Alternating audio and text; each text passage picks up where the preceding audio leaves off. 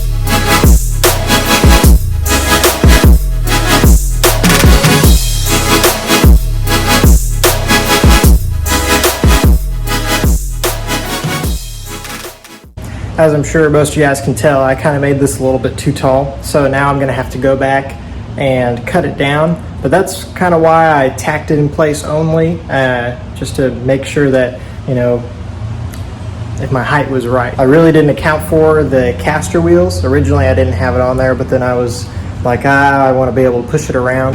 That's all right. I'm basically just gonna go back and cut it down.